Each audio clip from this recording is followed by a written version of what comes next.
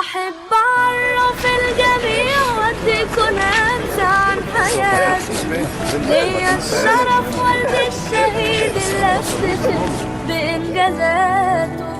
في عز ليله كان بينزل للدفاع عن كل شبر في الوطن وباستماتة.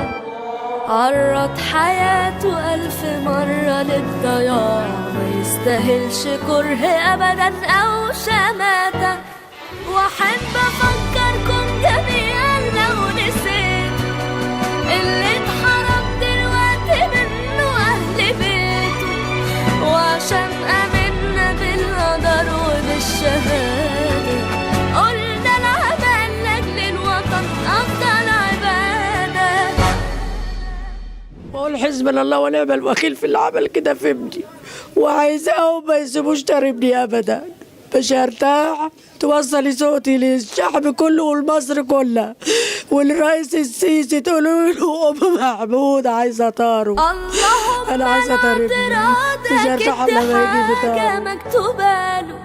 انا هبقى زيه مش هخاف، هكمل المشوار بداله.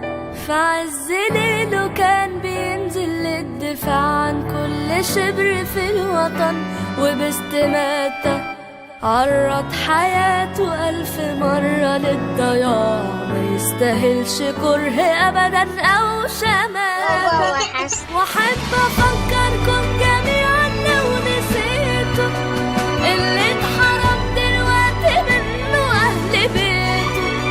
وعشان آمنا بالقدر وبالشهادة قلنا العمل لأجل الوطن أفضل عبادة.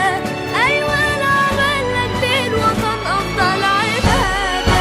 اوعى تتصوروا ان سقوط ولاد مصر ما يوجعناش، لا ازاي؟ بس ولاد مصر دول سقطوا عشان تفضل مصر.